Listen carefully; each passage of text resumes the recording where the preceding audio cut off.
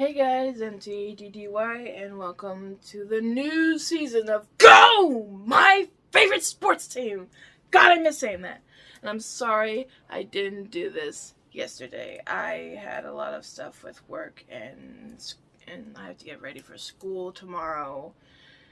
And I had an interview today, early in the morning, so I had to get ready for that. So I didn't really have time to do this. But now we're back and ever. And I have an overhead light, so that's where you're getting this red kind of accent. You know, it's the colors, red, white, go, whatever.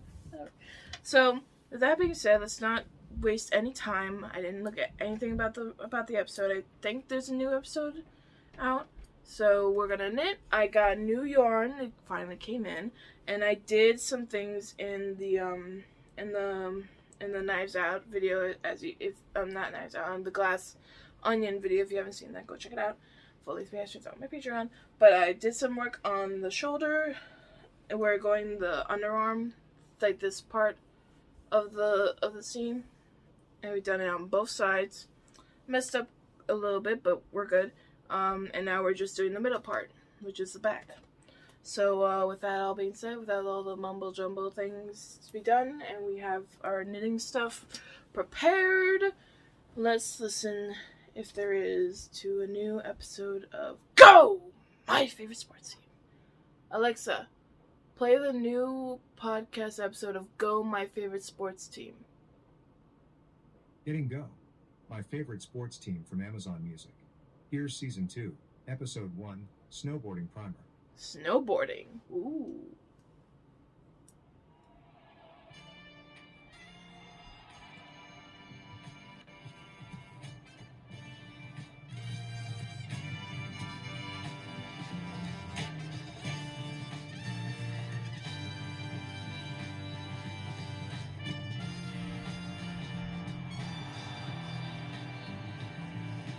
Welcome, elegant listeners, to the brand new season of Go! My Favorite Sports Team. Wow. What's new? What's new about it? Well, look at all these decorations we have. Holy shit! I mean, the cover art is new. Check out the cover true. art on the episodes. That's true. And that will be eventually available on the merch. Yes, it will. That's how we make the money.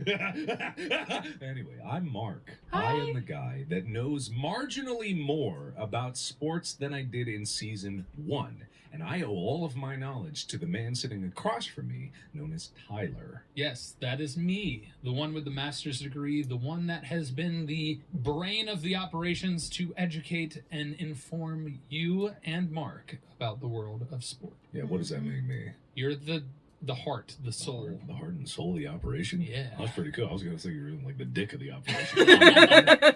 Like the sphincter of the operation or something. I'm holding all the bullshit back. And I let it out in a few fits and bursts throughout the podcast. Well, I appreciate that. It's high praise. So the objective here, all of us who have been listening from the very beginning, including myself, because I do count myself as a listener and not so much as a participant on this, all of us has accumulated a bit of knowledge about sports, even if we haven't gone out and played a game, even if we haven't gone out and seen a game, much like me. I haven't done any of those things since the podcast started. But if you're in the camp with me, you do have a greater appreciation for what sports means in the world and how important it is for the human experience to have that sense of competition and the rivalry and the camaraderie that goes with it, and the athleticism and the seeing of what your body can do. We talked a lot about the bases of sports. We talked a lot about the various sports that are extremely popular in the world. But now it's time in Season 2 to do the exact same thing that we did in Season 1, except now it's Season 2. Yeah, Yes. which means we've learned more. We're smarter. Yeah. We're more big brainy. We're more structured and We're know older. exactly what we're talking about. We're older, Yeah. falling apart more. Our bodies are decaying a little farther. Our telomeres are unraveling as we speak. So, my birthday is this month. Why are you doing this? My birthday's That's next how month. it is. That's the reality of life. You go older Oh, every no. day. The unending march of time carries on. I'm so sad. Just like a clock in a game, especially in soccer where it doesn't stop. I know this. I learned. Yeah. Look at you. Look at you with your sports brain. Thank you. Starting to blossom. Thank you. I only have one J'accuse for the new year. Really? Which is fascinating. Yeah. It was actually a very somber J'accuse. No, Really? that makes it sound sad. It's a totally fun. No one's died. Okay, I like Okay. that. Everything's What fine. happened? Everything's fine. It was a Yakuza that was about, like, someone said, and I kind of thought about this, and I was like, oh, maybe there's something to this. Andante on the Discord said this, and I kind of found it interesting. Tyler, my attention span is very small, and if you start with the history of a sport before how the sport is played or what the goal is, I'm not going to absorb any of it. I'm sorry. And I found this interesting because I like hearing about the history first. That's what gets me into it. Am I a nerd? No, I don't think so. A To little me, bit. it fits like chronologically because as the sport develops, you can't really define the sport as it stands now. Yeah, that's so true. the history builds into the part to where it's like, oh, this is how it came together, and so mentally you're more ready for the actual product of the modern game. So, Tyler, what you're saying is they're an idiot. That's not what I'm saying. And they're wrong. I'm saying that for us, the way that we learn and the way our minds work, it makes sense, but maybe for them it doesn't. Because just like Bob in his episode, we talked about how he thinks about words differently. I don't want to hear a single word about another. How dare you talk about another host? Well, I'm here right now. I didn't listen to Wade's episode. I definitely didn't listen to Bob's episode. I won't listen to either of them, and how dare you? Listen, people's brains work differently. I understand what you're getting at, but guess what? What? Suck it up, because it's staying the same. Yeah, take that on, Dante. That's what you get. That's what you get. That's the first Yakuza of the year. We shut it down. It makes sense to us, and we like it. Yeah, we like it. Everybody likes it. And if anybody doesn't like it, they can take it on to the Distractable subreddit if they want to cause it. The Yakuza that, because that's an actual Yakuza. Oh. Anyway, let's get into whatever the hell we're going to talk about today. My brain is empty and I'm ready. My sphincter is closed, I think. Well, before I tell you what it's about, I have some questions for you, Mark. Oh, God, is this a Yakuza for me? This isn't how this is supposed to go. This is coming from me. It feels like a Yakuza. Oh, no, it's not. It's not. I'm just leading into the topic, all right? Okay. So it's getting colder outside. You know, it's like wintry time. I don't like It's, where we're going. it's You got January. a twinkle in your eye. It's raining. Get a little sway in your hips. I don't like You this. know, have you ever climbed a mountain and been like, how do I go down this faster? Okay, You all right. fall Well, see, to I'm your thinking death? this is going. How do I go down this mountain faster? Mm-hmm. It's snow covered. There's a Yeti. There's a tree. You got a hatchet. I have a hatchet. That Yeti is yelling at you and being like, If you don't leave my yard right now and get down this mountain, you gotta make a tool. It's a southern Yeti. Am I in the Appalachian Mountains? 100%. You got to make something out of the tree. What are you Right. making? Okay, what am I making out of the tree? Yeah, you only have a tree and a hatchet, and you have to make some sort of tool. Is the to get Yeti down the giving me enough time to cut down the tree? Because You have 1 week. I have a week on the top of this mountain. What am I eating? The Yeti's giving you its leftovers. Man, this is a real nice, but also very. I guess it's nice. The Yeti is nice to guests, but has boundaries about staying long enough. If you take too long, he's I going to feel eat like you. If I have a week, I have a week to climb down the mountain. No. Okay, you won't let me You're leave not that allowed way. to. You have to build a tool because he Oh. wants innovation. Okay, he's expecting Southern Appalachian Yeti, Yes. but very kind and He wants to learn. He's giving you sweet tea every time he gets sweaty. Wow, that's sweaty up in here in this cold ass mountain. Sure. Oh, let me think. Well, if I have a week, I have enough time to chop down the tree, carve it up into boards, treat the wood, I guess. What are And you then treating buy- it with? Yeti pee? Sure, I got piss. That'd probably do something. I don't know. I got squirrel guts. So I can swing him out of the tree. Whap, whap, whap, whap, whap. It'll probably work. I'm going to build a toboggan. Okay, that's fair. What are you That's looking so one way- disappointed? That's one way to get down all the right. hill. Okay. What That's are, good. what are That's you good. saying? I'm saying you could get down the hill faster. You know, The toboggan? because if you take the time to make a toboggan, it takes you longer. So you'll get down fast once it's built. But to get down faster, all you need is one stick, one plank, Stick. and you just stand on it. It's called snowboarding, Mark. I knew where you were going with this like 5 minutes ago. I just didn't want to help you get there. That's pretty classic for our relationship. Yeah. I still don't think that a snowboard of that type would be any quicker to make than a toboggan. No, you're tying them on with squirrels. The squirrel guts are your laces. I guess I don't exactly have nails or wood glue, so I guess, yeah, you're right. Okay.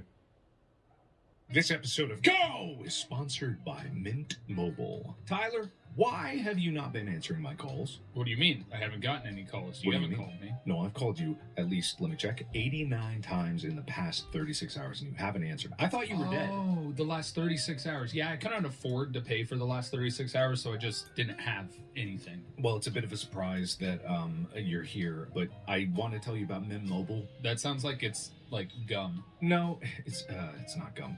It If does you're sound like paying it's a gum, lot of though. money for your phone bill, you could be paying just $15 a month, and you could get an unlimited plan. That means unlimited calls, text, and high-speed data for just $15 a month. And if you buy 3 months, you get 3 months free. This is really awkward. I actually kind of planned your funeral because I thought you were dead. Like, I called you so many times in the past 36 hours, and Wait. you didn't answer. Are you gonna murder me then? Someone has to be in the coffin eventually in the next 3 hours, or I'm going to be out a lot of money. And I know you're okay with spending a lot of money, which you could save, and you could even keep your own phone if you switched to Mint Mobile. But all I'm saying is, like, I put down a huge deposit, so someone has to die, and you could save money. Okay, are you saying I could save you money by dying, or that I need to save money on my mobile plan so you don't think that I died? Because I'm really concerned that I'm about to be murdered, but at the same time excited about this potential really good phone service that you're telling me about. You can buy any 3-month Mint Mobile plan and get 3 more months free by going to mintmobile.com/go. That's mintmobile.com/go. Cut your wireless bill to $15 a month at mintmobile.com/go. Hurry! Offer ends January 15th, and you need to hurry because I planned a lot for this funeral, and you're not going to disappoint me. Ah! This episode of is sponsored by Rocket Money. I have so okay? many medical bills from all the stabbings. Well, you wouldn't have so many medical bills if you Oh, just got right, in the it's coffin. It's the new year. We can manage our money better, you know. Save money.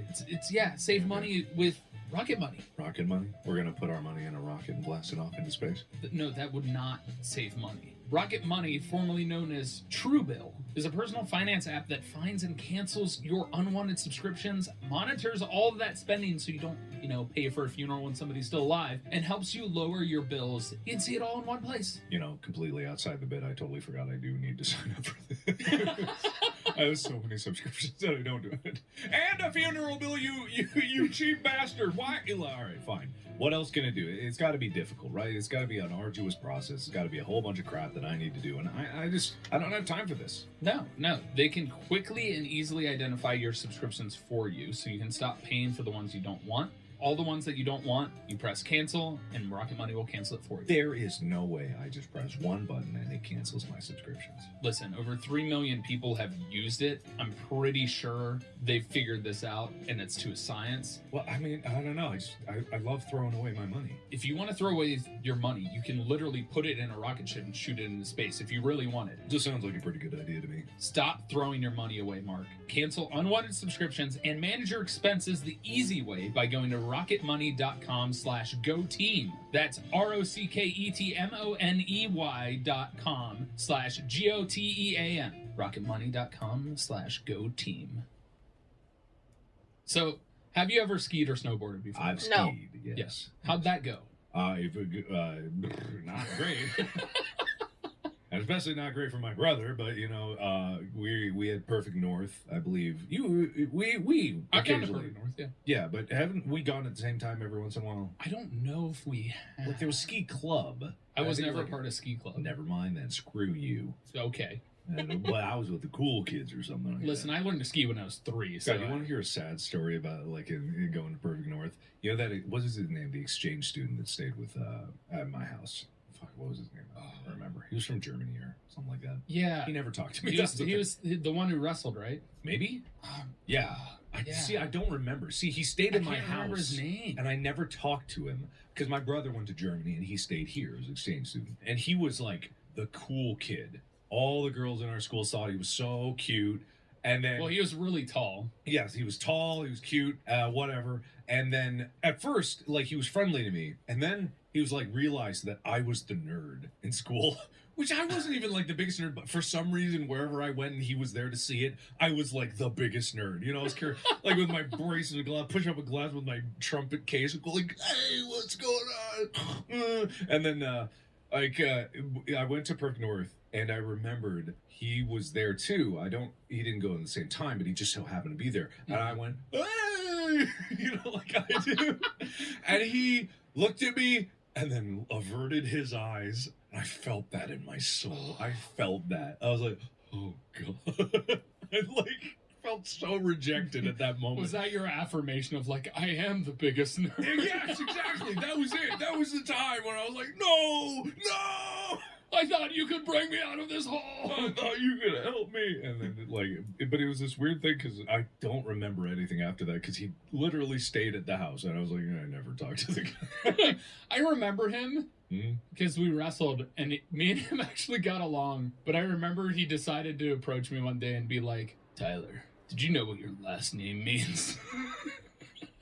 It was a great story. I'm not going to say what it means. All right, fair enough. All right, so skiing didn't go great for you. Now imagine if you were on both legs were strapped to one board.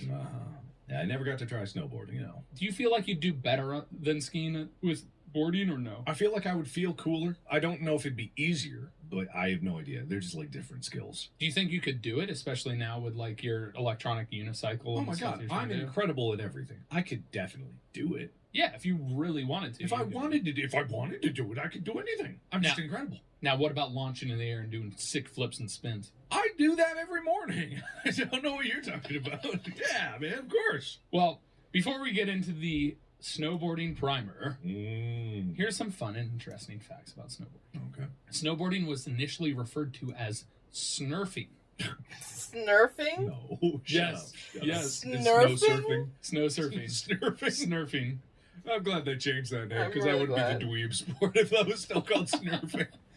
Snowboard companies that really exploded and thrived were due to a lot of viral videos. Oh, so it really is recent. Yes. So snowboarding companies had mastered the art of creating viral videos before YouTube came into existence. Weird. I thought that snowboarding existed longer than that, but if they are in the era of videos, it's still a relatively new sport, yeah. What the hell? Mm-hmm. Weird. Yeah. In the 1980s, snowboarding was outlawed in ski resorts. Outlawed? Yep. Due to its nature, it was frowned upon because snowboarding attracted many youths, which made it appear like a teen craze. Oh, youths on as opposed to the prestigious skiing. Charles, That was an Olympic sport. Charles, there's youths on the mountain. We can't have those children here. Oh, one of them swiped my Chardonnay. Oh, God. I was just like, I can't believe that's so snobby. That's so goddamn So snobby. snobby. This might be the most snobby thing I've ever heard. That's ridiculous. Yep. All right. Snowboarding is actually more dangerous compared to skiing. I would believe that. Really? Yeah. Because snowboarders utilize their bodies differently than skiers, they still require a lot of strength and balance, but it is generally riskier based on how you fall, especially when suffering injuries to ankles, shoulders, and wrists. I would imagine that because I don't know how easily the boots come off of a snowboard. Far less easy than skis. That's what I was saying, because skis are when I went to Perfect North, they had 3 rankings of beginner, intermediate, and expert skis. The expert ones, they don't pop off that easy. Yeah.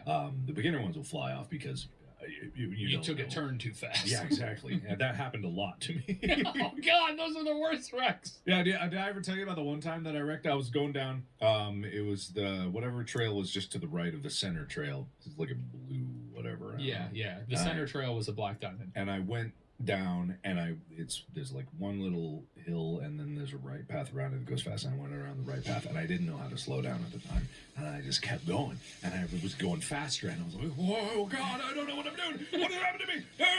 Pizza! I couldn't get my legs to go out because it was too fast in the momentum, and then I hit a patch of ice. Oh. And my skis went, and I went to my knees and I was scraping on the ice on my knees, going the same speed. Oh God. And then as soon as the ice hit the snow again, I face forward, pivoted right into the goddamn snow as hard as it could in my face. And it was like my arms were down at my side because I was so shocked. And my skis were gone, and I was just on my knees yeah, so that was not a good time. You get back up and just have a mouth full of snow. Well, more blood. Bloody snow. Trees. Snow cone. The National Snowboarding Championship has been prevailing for the last 33 years. Wow. So snurfing competitions were held in the 1970s, but snowboarding competitions eventually were introduced in the 1980s. I see. Okay. And by 1983, Tom Sims, one of the creators of the half pipe, organized the World Half Pipe Competition, was held in California. And so the first World Cup was later held in 1985 in Austria. Mm. The inaugural snowboarding Olympic medal nearly went up in smoke due to a disqualification. To celebrate his victory, Ross smoked a joint and went on to become a medical marijuana crusader. But because of that, he failed his blood test for marijuana, and that's why he almost lost his medal. Yeah, because we all know that weed is a performance-enhancing 100%, drug. yeah. It's definitely going to get you up and active. And in the last 40 years, more than 10 snowboarding styles have emerged. 10 different snowboarding styles. 10 different? How many different? What, is it like different types of boards or different types of riding? Different boards, different types of riding, different events, all of the stuff put together. So Okay. now we actually lead into history. Those are just the fun facts to, just kind of kick us off. So, Snurfing, okay. the beginning. Yeah. This is Act 1. All right. So, skiing has been a method of transportation since prehistoric times Okay. and a competitive sport for more than a century. In contrast, skiing's general younger, hipper counterpoint, snowboarding, didn't begin to emerge until the 1960s, after surfing and skateboarding had already gained mainstream popularity. So, after they saw that people took surfing to the streets, they're like, I wonder, can we bring surfing to the snow? So, surfing is quite old. Native Americans and all other Polynesian islands have been surfing for hundreds of years before the idea of riding waves on a long wooden board came to the United States and became popular for American teenagers in California and beyond. That happened in the early 20th century, but by the late 50s, tennis began. Hold on. By the late 50s, teens began attaching. I was like, tennis. Like, Yeah, I was where like, did wait a tennis second, come what is from? Surfing, when they got surf tennis out there on the waves and bapping the ball back and forth, there's no greater joy it? in Became life. Snurfus. Snurfus. Got Snurfus. Snurfus or nothing. Snurfers for nothing. By the late 50s, teens began attaching wheels to boards so they could surf sidewalks, which is what inspired that. And the Beach Boys obviously sang about it, sidewalk surfing. Okay. So, obviously, like I said, if teens could ride waves and now sidewalks, why not snow? Makes sense. So Sherman Poppin, the American inventor, Hell yeah. was thinking just that when he decided to bound together a pair of children's skis in the mid-60s, and he attached a string to the tip to create the first snurfer, or snowboard. So it was kind of like a standing sled. But he just took two skis, put them together, and he did it just for his daughter. But just as it was not clear who came up with the idea of skateboarding, it's also a mystery of who first tried to bring the idea of surfing to winter sports. But Poppin is the one that stands out as the first person to market snowboards with his dubbed term that his wife came up with, snurfer. The toy proved to be popular with his daughter, and thus eventually came to the idea of licensing it to a manufacturer. Brunswick Corporation then sold about 1 million snurfers over the next decade.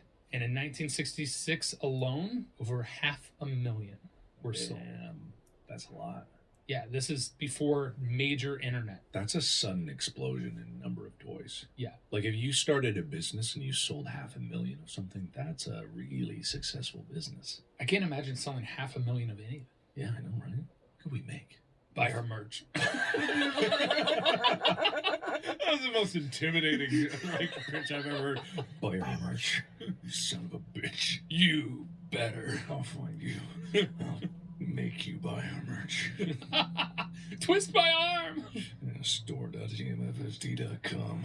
Anyway. So by this time, it was popular. And by February of 1968, innovation began. Poppin organized the first snurfing competition at a Michigan ski resort that attracted enthusiasts from all over the country. One of those early pioneers happened to be Tom Sims, who was a prolific skateboarder. Okay. Oh. In the 1960s, as an 8th grader in Haydenfield, New Jersey, Tom Sims crafted a snowboard in his school shop class by gluing carpet to a piece of wood and attaching aluminum sheets to the bottom. Interesting. Okay. So he just basically, created a carpeted floor, but then put aluminum on the bottom. It's like, here we go. Sure. Is it like wood in between, carpet on the top, aluminum on the bottom? So it's nice and cushy where he's riding, and then it's smooth on the bottom. And it gives you that little bit of extra grip, when you try and turn and stuff. We squeeze the fibers between your toes because everyone snowboards bare feet, right? Exactly. Yeah, of course. Yeah. This is the primer. What we say is law here, everybody. You don't know sports. We do. That's the rule. You twisted them around your toes, and that's how you held on for goodness. It's all about toe strength when it comes down to snurfing. Snurfing is about toes. So in 1976, Welsh skateboard enthusiast John Roberts and Pete Matthews developed their own snowboards to use at their local dry ski slope, which is basically a ski slope that's not snow. Okay. Oftentimes some people use like sand dunes, they'll ski and snowboard on that, but very interesting. The dry ski slope that they used most of the time is generally like an artificial ski slope. It's used using materials that are stable at room temperature, so you don't have to worry about freezing temperatures. Some people use carpeting, like some artificial turfs. There's like, have you ever watched those videos of people like practicing when they're not in snowy climates, where they go indoors and there's like this moving surface, like if they're blowing air and you're like going across it? No, I've never heard of that. It's so fascinating. Yeah. Yeah, you should check it out. Those videos are fun. Right now. But that's not right now. But I'm just saying that's how you kind of emulate going down a ski slope without having snow. Okay. And then in 1977, Jake Burton Carpenter, who is a Vermont native, he was the creator of Burton Snowboards, which is one of the most popular brands today. He enjoyed snurfing since the age of 14, and he impressed a crowd at a Michigan snurfing competition with bindings he had designed to secure his feet to the board. Oh. So you can see this innovation as we continue down this line. Like, it's like, how do I grip the board better? How do I adjust this? How do I make it go faster? The aluminum, the carpet, to the actual foot binding. Yeah. Whereas people before, they literally relied on just the toe grip. Just a little string. They had a string at the Yeah, front? that was the surfboard. It's got a string at the tips of the... I forgot about the string. I remember you mentioned the string. I didn't think that stuck with the further designs of this thing. Well, I mean, it was still on the carpeted one by Tom Sims. Yeah. It wasn't until Burton did it that they created bindings. The same year he founded Burton Snowboards in Londonderry, Vermont. All right. Easy enough. These snowboards were made of wooden planks that were flexible and had water ski foot traps, much like, have you ever water skied? It's like kind of like a rubber thing that you just stick your foot into. No. Have you ever worn like slip-on shoes? It's like slippers glued onto a piece of wood. Okay. Yeah. And there's a little like rubber flap that you put behind your heel, and that's kind of how the bindings work. Like a croc, if you will. Yeah, but it's not like it's attached. It's not like on a hinge like the Crocs. I see. I was like how do I describe this? So very few people picked up snowboarding because the price of the board was considered too high at $38. Oh, whoa, my God. But on top of it, they weren't allowed on many ski hills. But eventually, Burton would become the biggest snowboarding company in the business. Okay. It wasn't until 1982 that snowboards were allowed on an official ski resort, the first one being in Vermont, due in a large part to Jake Burton's efforts. The resort was called Suicide Six Resort. Great. In Pomfret, Vermont. So it was the first ski resort to allow snowboarding. Good. Why was it called Suicide Six? I don't know, man. I don't know. I don't know. All right, moving on. So this was in 1982. They were on the first resort. In 1985, only 39 out of over 600 U.S. ski resorts allowed snowboarders. And it wasn't until the later 90s, like 1998, where it became a massive allowance to be able to snowboard. What made ski resorts so goddamn hoity-toity? So... what is it about it? There's a couple of different things. The way a snowboard affects the snow is distinctly different. No, I'm not even talking about that. I'm talking about why are ski resorts full of these rich ass... But why? It's not even that impressive. It's like the golf clubs. You gotta wear the proper uniform. You gotta fit in. You gotta do the right things. It's just up in a mountain. You go up a mountain. You go down the mountain. It's just like, how is that so? Why is that where rich people flock to? Like, I just don't get it. I don't know. As a skier who's been skiing for a lot of my time, learning how to be able to deal with snowboarders on the slopes, there's a learning curve, because skiers, there's a certain way that you ski. And granted, at the same time, there are bad skiers too that are just as bad. But like the biggest problem I think came in with snowboarders were doing stuff like tricks on benches and, you know, similar stuff that like what skateboarding was doing, that it affected property. It affected the slopes. They would dig holes to do ramps. They would do things that were out of the ordinary for skiers, where skiers would enjoy the slopes and do moguls. A lot of times snowboarders would go over the moguls and ruin moguls. And so it was moguls? a pain to deal with for people to understand. There's always a barrier entry. When something new happens, people are resistant to it. And it wasn't until people started to actually understand each other and figure out the sport I'm not gonna themselves fall asleep. that then it was like, okay, yeah, like if you guys, you know, understand where we're coming from and we try and understand where you're coming from, we can find a common ground and work together. It's cold. Okay, I guess. I still think those rich douchebags just like going up in their mountains and their ski resorts and blah, blah, blah, blah. Who cares? So the modern snowboard, so this is the construction of a modern snowboard. There's 6 layers to the basic sandwich construction of a snowboard now. Okay. So you have your top sheet. It's made of plastic, nylon, or wood composite and protects the inside layers of the board and allows you to have like space for graphics and design, glossy or matte. The base layer under the top sheet is then fiberglass to add strength and stiffness. At the core is the middle section of the board, typically made of hardwood to allow more flexibility, but it also can be made of more exotic materials such as Kevlar and aluminum. Is this another situation where Baby Me is going to have to make my own snowboard? You got to make your own snowboard, I man. got to build my own Listen, tennis court. I Tom got to make my Sims own. did it. I guess you're Bert right. did This is it. the first primer where there's been evidence of the people making their own, so I guess you're right. I really got to. You really got to know it, all right? That's why you started this all with me on the top of the mountain with the polite Yeti. Yes! I have to make my own. There you go. Okay. It all comes together. Wow, season 2 is revolutionary. You know all my tricks. Then underneath the core is another layer of fiberglass to, again, additional strength and stiffness. Then you got to focus on the edges of the board. These are usually sharp, used for carving into the icy snow or thickly packed snow. They're made of steel that run along the length of the board along both sides and around the toe and the heel. Okay. They help hold all of the layers together while also allowing you to have those critical points for turning and navigating. And the sharpened edges are often critical to navigating turns and jumps on extremely icy surfaces. Okay. The base, this is the final bottom, is a porous plastic layer made of P-Tex. Brand name is synonymous with snowboard bases. It's apparently a massive thing. It's an abrasion-resistant polyurethane plastic and is waxed to make it that slipperiness surface and to keep it smooth. Kind of like a surfboard. They wax it, Yes, I think. they do. It's because it uses it to use the water's chemistry against it. It's polarity, so that it can glide along the top without having it being absorbed into the board. Creates like a hydrophobic layer. That's the word I was looking for. All right, gotcha. Yeah. There are 2 types of bases: extruded, which is long-lasting and durable, but holding the least amount of wax, and it is the slowest of the 3 base types. Wait, it said there were 2 base types. Why does it say 3 later? Don't question it. Don't question it, Tyler. It's often the best choice for the novice and occasional snowboarder. Okay.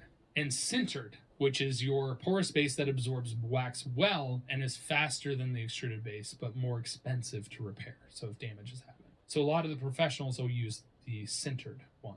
All right. So now we get into the third part of Act 1. Early competitions. Early on, the only competition that could really take place were races, similar to that of downhill skiing. So they had downhill and slalom events and even combined for what was called the overall. But as innovations came and more new riders joined, more jumping and tricks started becoming a part of the sport. Okay. Early competitions served as a meeting ground to show off new tricks and to explore and expand the sport, to come up with new ideas. Where was it before? Because I know with skiing, in Olympic skiing anyway, you got like the downhill and you got the little flags you go through and you get the Yeti that chases you down and tries to kill you and eat your bones. But where was it before for snowboarding? It must have been similar kind of events. But then they realized that like the snowboarding couldn't really be judged on the same metrics or something like that. Or they just wanted to be cooler and do tricks. Well, because of the way skateboarding and surfing works, they do tricks. Skiing was just about speed and going fast and doing all of that. So as their founding fathers in the sports they looked at did those things, they obviously brought them over. Obviously, with Tom Sims being a massive skateboarding person, they started doing more and more tricks and it started becoming a thing. Gotcha. So this eventually led to leaders of that time to create new events at competitions, such as the half pipe. The half pipe. Was it? I imagine it was invented in skateboarding before it was invented in snowboarding, correct? I would think so. There's no particular details that point to which one came first in the research I have in front of me. And apparently this website that I was using before is no longer working. So, anyway, the first major event was Ski Cooper. It hosted His name's Ski Cooper. Ski Cooper is the name of the resort. Oh, I thought this was a guy. No. I thought it was a guy named Ski Cooper. Wait, it is a guy named I Ski know, Cooper. I know. You're right.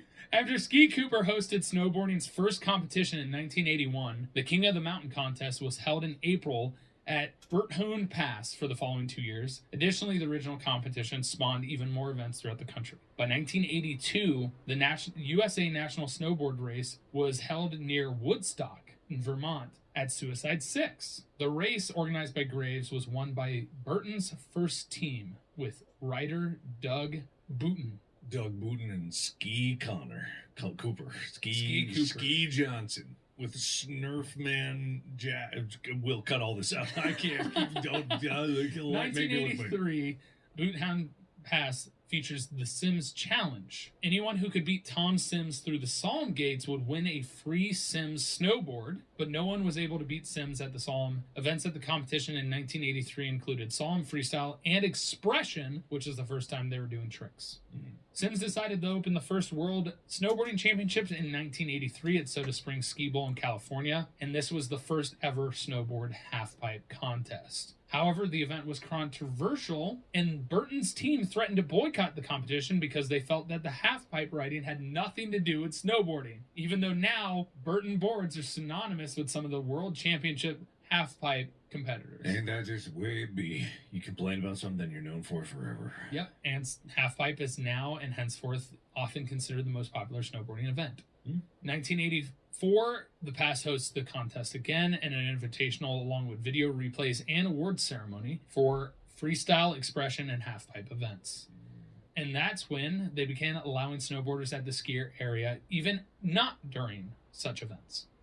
By 1985, the World Cup occurred in Austria. As Dave Alden remembers, Sims was running the championships as well as competing and winning events, which put Sims in a tight position. But he eventually let the battle go when they relocated the event to Soda Springs Ski Bowl and to Breckenridge in 1986. I'm bored. Me I want to too. snowboard. I Me want to go down the too. mountain real fast. Why is Me this? too. I'm starting to understand what the accused person meant. Why do I care about Bob Dickensmith when I want to go down on the snow? Why I want to go Oh, You literally got to this point listen. and we're at Act 2. down? Goddamn. I have great timing, I guess. Oh my, hold up, we're there now. Oh, wait a minute. That accent. Are you the Yeti that was accosting me at the No, beginning of I this? could never be that. I was getting bored. Events in the modern day. Okay, Act fine. 2. Okay, here we go. Giant parallel slalom. What the What? hell is that? So, this was the original Winter Olympics snowboarding event, featured only an individual giant slalom, along with the halfpipe. But after 1988, it was scrapped in favor of a parallel version. All right? Competitors are pitted against each other in a head-to-head format as they race down two parallel tracks, two Okay. parallel slaloms, dotted with evenly spaced turning gates. Are they equal obstacles? Yes. They're the same things across Yes. the board. Okay. Yes. All right. So there's 27 meters between each gate. There's a scope for racers to build speeds up to 43 miles per hour. Wow. It's a breathless race to the finish to scoop the gold medal. Scoop. It's on the ground. They got to scoop it up. Yes. This was the giant. Really? Yeah, 100%. It's just on the ground. No. Oh, It's just man, time, they man. can't do that to me. I want to go down It's the like, mountain. We gotta go down the mountain. All right. Well, clearly, like, okay, just sidebar. Clearly, if this is my first time skiing, I'm not going into a competition right Correct. away. Because if I was someone that didn't know anything about snowboarding, this is what I'm thinking because this is what I'm hearing. I'd be intimidated Yep. if I didn't know any better. But if you want to try snowboarding, you don't go right into a competition. No. Okay. No. Okay. You learn the basics of being able to balance on the board, carve, turn, stop. Very important to learn to stop. Yeah, that is important. Okay. And it's very similar to how you do it with skateboarding. Okay. It's kind of like a lean and pivot with your feet. I've heard that one-wheeling is very similar to snowboarding more than it is skateboarding because of the kind of like way your feet are positioned and kind of like the balance of it all, and the more you're carving into the street like this. So I haven't done it yet, but Yeah, will I eventually. imagine it has the same kind of feel to turn. You're kind of like pushing your heel down and pushing one direction to kind of get the board flat. I wouldn't even know. I've never snowboarded, so I wouldn't have any idea. Yeah, I've tried it briefly for a moment, and I was like, skiing's for me. It's more comfortable. All right. The other event is parallel slalom, which is the same principles as giant slalom, except the turning gates are only 8 to 15 meters distance apart, and they must perform a rapid series of incredibly tight turns, displaying an impressive level of technical ability in order to beat their opponent.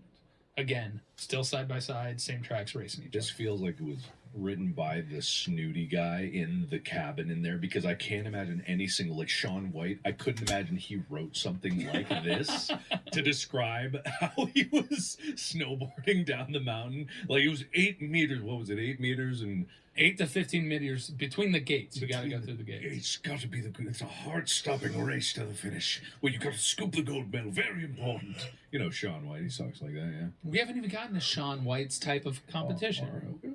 Snowboard cross, which is one of the newest events to be featured in the Olympics and modern competitions, made its debut in 2014 and is arguably the most exciting Winter Olympic sporting event. Okay. It's a downhill race competition featuring 4 boarders all at once. They're all on a track. You can run into each other incidentally. And There then can they be incidental combat. Then they trigger an avalanche behind Just them. with dynamite. They go down 4 races. Last one to survive at the end wins the gold. The Yeti is riding the avalanche, chasing him down road, hungry, licking his chops. It's weird if they look back, the avalanche just starts to form eyes. It's like in The Mummy when the sand became like. He just eats them. But it's a downhill race featuring the 4 at once who must navigate a narrow course filled with jumps, drops, Whoa.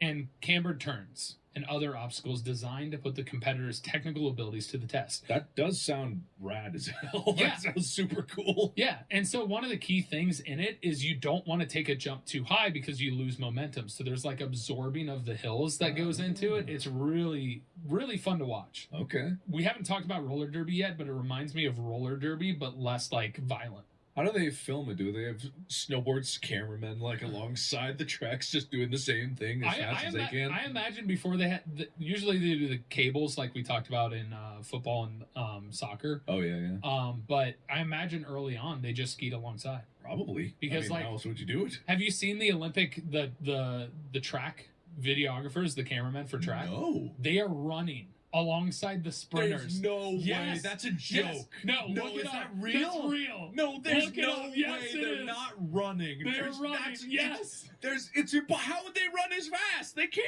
They get a head start, my guy. Oh my god, that's hilarious, because it just like there's so many TikToks of like, the Flash running and thinking he's the fastest man on earth, and then the camera and Yeah. they're like No, it's an actual thing. That's hilarious. That's so funny. They don't give him a cart or anything. You gotta run. That's so funny. Like there are places that have like a camera on the tracks, but there's so many events where you see a cameraman actually sprinting with a camera next to the God, the runners. stabilization on that camera better be good. That's all I gotta Or say. that person can run like perfectly steady. It's one of those things where they never cut to that shot, because in the control room they see that picture in their little screen just going just like absolutely nothing getting in shot. And they're like, "Good job, George. You got it. You got it. Get ready for the next one." I'm just waiting for the Olympics where they're like about to put it on like Usain Bolt, and then they go, "No, the camera guy." He really was fast. He was fast, that guy. Yeah. So the name for snowboard cross actually was inspired from motocross because of the similarities shared of the courses in the two sports. I was gonna say it did sound similar. Yeah, motocross being like jumps and stuff around a track, but it's down a mountain. There's no circular mountains, Yep. This is the one that Shaun White is most known prominently for. Mm-hmm. The half pipe. You already mentioned this. Yeah. But this is how it's played. So snowboarding meets skateboarding in this individual scored event, which means skateboarding had to have come first for the half pipe. Borders begin at the summit of the end of one semicircular ditch up to 6.7 meters deep, which is like... It's like 21 feet. Yeah. Something like that. Probably more than that. It's probably like 24 feet. 6.7 meters? Yeah. Awesome. Its meter is 3 feet 3 inches ish. It's about 24. Well, 6.7. 7 times 3 would be 21. 6.7 times 3 would be 20. About 20 even. Okay, 22. 22. I 22. bet it's closer to 21. I bet she's closer to 22. I'm gonna look it up right now. You son of a 22. bitch. You Look up, asshole. look up. What's 6.7? 6.7 meters. To feet. 21.9. You were 22, but it's still 21. Or You're 22. right, you're right. I said 24 initially, so I'll give it to you. all I'll give it to you. right. I'll give it. So they then perform a series of tricks and jumps as they traverse the length. Rather than being timed, competitors are given a score from a panel of judges upon the variety and complexity of the tricks attempted. Oh, you know how I feel about judges. Oh yeah. We here at GMFST hate judges, right? I think they're not a good determinant of victory Exactly. Yeah. because there's cognitive bias that can occur. But, Yeah, absolutely. So they're judged and they're given points based on their execution of the trick, their landing, how difficult that trick was rated, and even the height that they get off of the half pipe. You know, they might as well put audience scores in there. Like, just like vote 1 to 10 how cool you thought that trick was. I honestly Lump it in. think that has begun becoming an innovation in snowboarding. Oh, really? I feel like when I was watching the half pipe event this last Winter Olympics, I saw them showing like audience, other people like score ratings based on stuff. But I'm not certain if it was like official or if it was just for fun.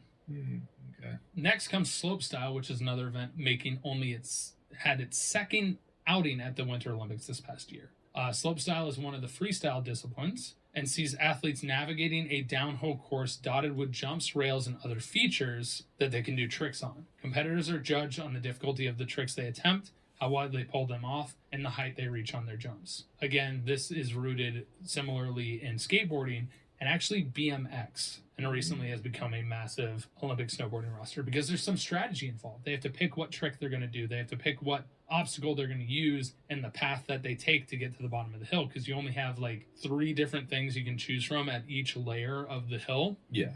With a massive big jump at the bottom. Big jump. How big?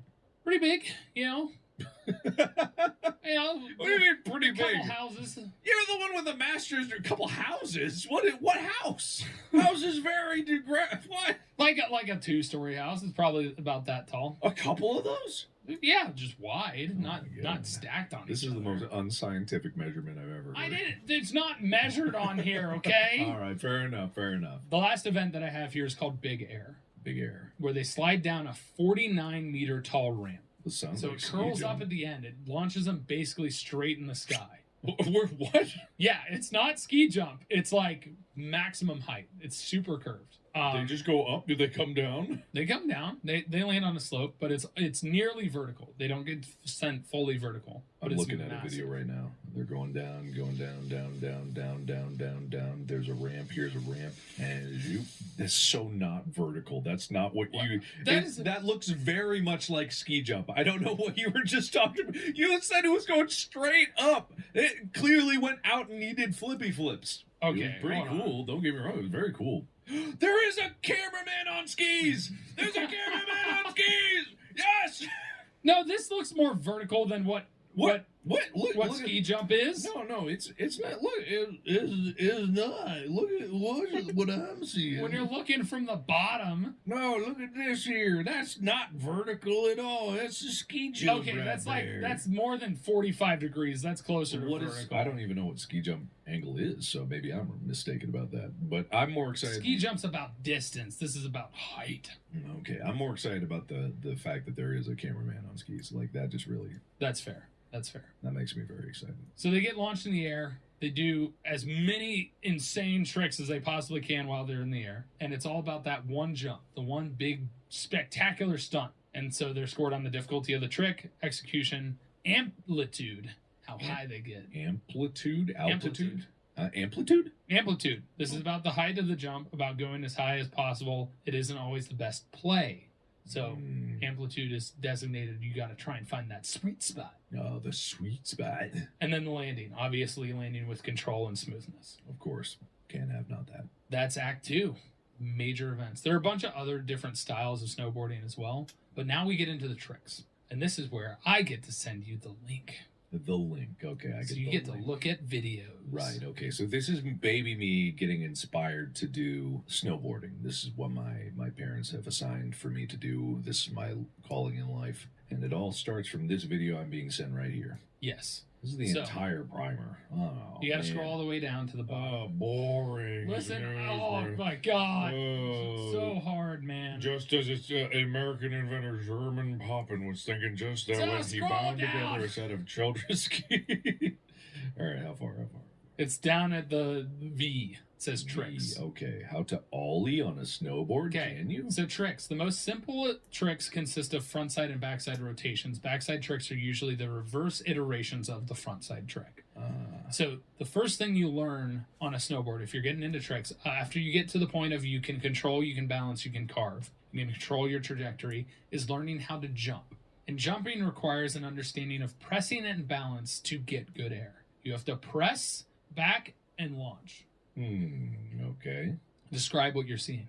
It does look like a skateboard ollie. You kind of go up on the front first, and then you lift your knees to pull the board the rest of the way. So it's less about jumping straight from the flat. It's more about like kind of like scooping back, putting your weight on your back foot, so you're kind of like leveraging it, and then as it pulls up, then you spring off of that back foot and then lift. Yep.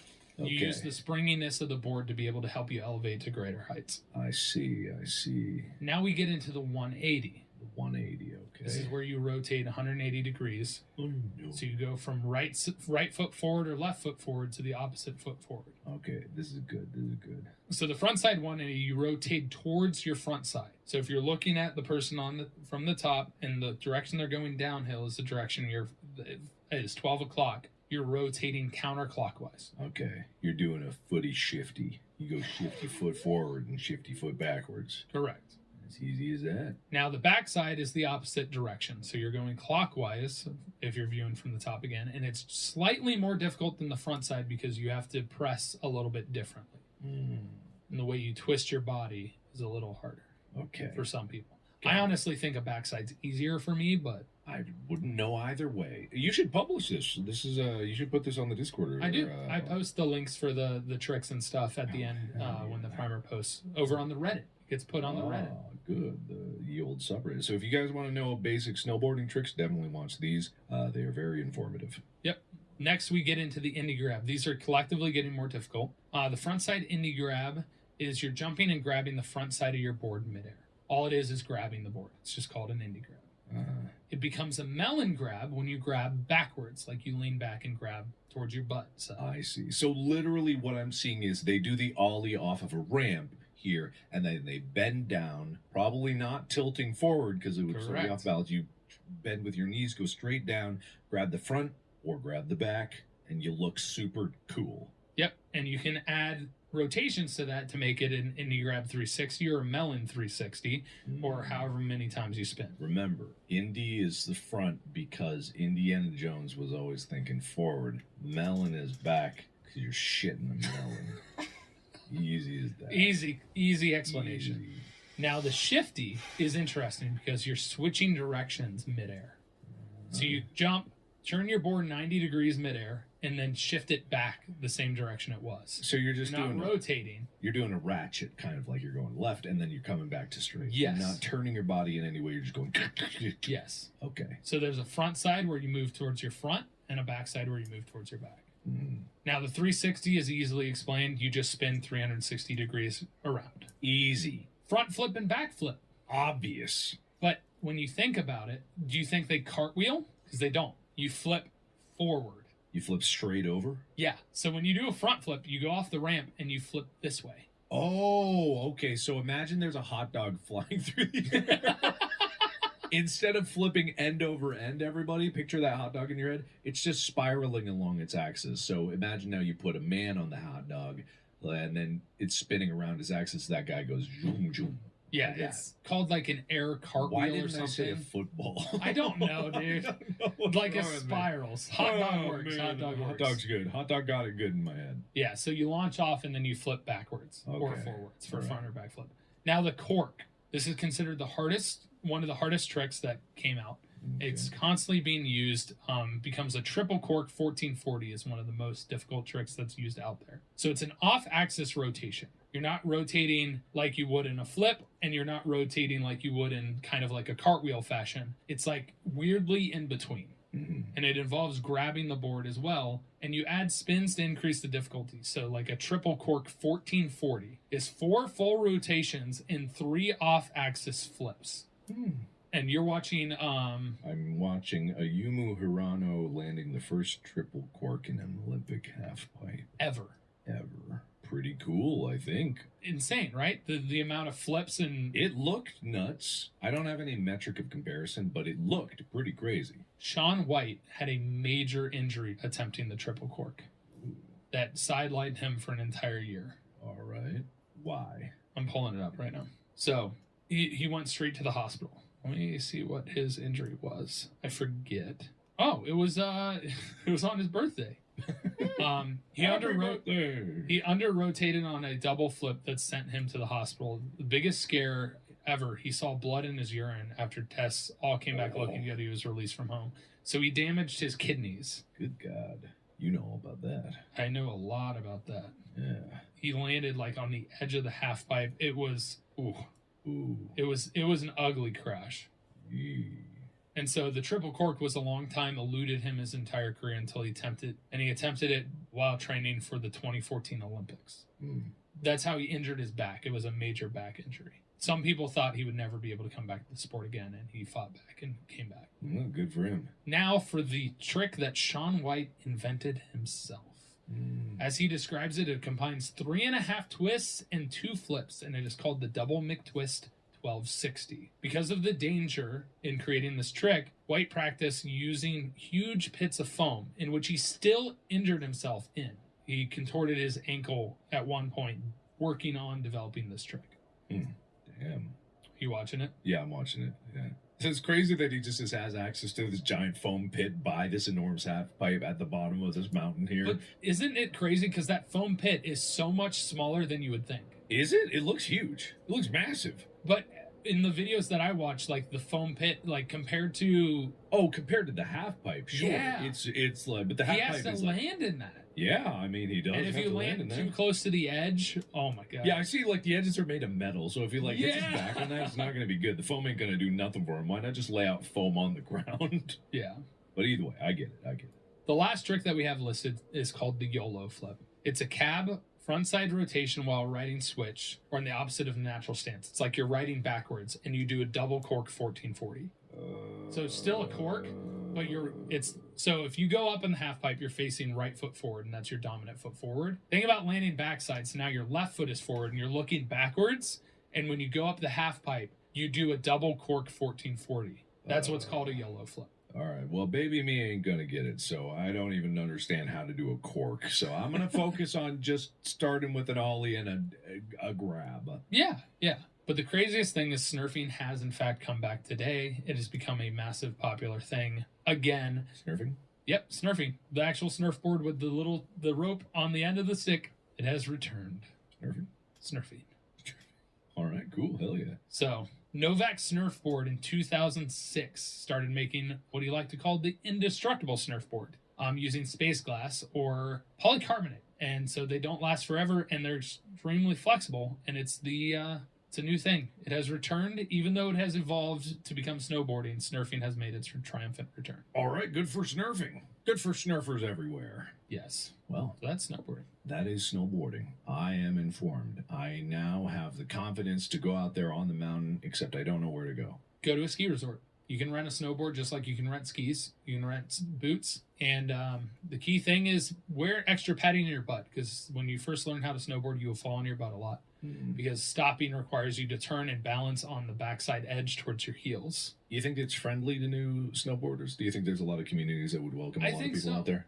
Because in order for snowboarding to survive, as they developed it, they had to collectively be a group. They weren't allowed on ski resorts, so they had to find hills and other places to gather as a community. And so that's the biggest thing with snowboarding, a lot like skateboarding, is to be discovered or to learn and to advance. You interact with other people that do it. I'm excited. I know snowboarding. The community is snowboarding. Community is everything. My cousins who grew up skiing with me, I've been skiing since I was 3. They began snowboarding, and because of that, like, I learned more about like snowboard culture and stuff like that. And a lot of times snowboarders are super friendly to other snowboarders. I wouldn't say that's necessarily the same between skiers and snowboarders, but I think it's just generally people collectively enjoying the same thing creates a greater whole. You know, people are encouraging others. Even like our friends that we wrestled with, George, he started snowboarding and he found a group of people that would go snowboarding that he hadn't really known beforehand, and so they started snowboarding together and like filming each other doing tricks or advancing their skills, and it was really cool. That's pretty cool. I do like that. And I hope all of you at home liked listening to this primer, the very first episode of season 2, coming back from the winter. And I'm going to survive that Yeti with the knowledge that I have now. You're going to build that snowboard good? I'm going to build that snurf. All 6 layers? The snurf bird. The snurf bird. I'm going to build the snurf bird. Don't worry about me. Yeah. So hopefully now you understand the competitions and the tricks that go into it and everything else with relation to snowboarding. If you want to pick it up yourself, go where snow exists. All right. Or just stand on a sled, because that might work too. Okay. Sounds good to me. Thank you, everybody, so much for listening. This has been Mark and Tyler with Go, my favorite sports team. Back at it again and ready to fill your brains with sports knowledge. If you want to participate in our community, go to the subreddit. It is reddit.com/r/GMFST. Or you can go to the Discord where you can talk to fellow favorites over there. And you can join your fellow favorites in learning all about sports. And you can go to store.gmfst.com and possibly meet like-minded people who listen to the podcast as well in person by sporting the merch. Be like, hey, I know that merch. That's cool. Yeah, exactly. I'm wearing the hat right now. You can get it, and you can finger sports too. Thank you, Tyler. Thank you, Mark. Bye. Yeah, bye. Bye. That was very interesting. I didn't know all this Playing stuff. Seasons End. Best of GMFST 2022. Alexa, stop. Alexa, stop. Okay. I didn't know I was gonna do that. I didn't know about the sniffer or whatever it was called. That's a weird one, but I'm glad to know about that, and I'm sad to hear that Shaun White almost, hurt himself doing his own stunt. that must suck. I'm not really much of a snowboard type of person. I'm still learning how to skateboard, let alone snowboard. God damn. And I don't know how to ski, so that's also a bad thing to learn to know. But yeah, I thought it was good. It was getting a little boring in the first part of all the history. I think the guys are like I don't need to know history. Just tell me what I need to do in order to do it. Like, the history is like kind of boring. You saw me like a little droopy back there because like it's getting long. It's getting late. I'm tired and I'm hungry. So yeah, I'm gonna go eat. But I'll see you guys later. This has been M.A.D.D.Y. I don't know, but I'll see you guys next time for the next Go! My favorite sports team! It is back every Thursday. Yay! Don't worry, it's an actual yay, but I'm like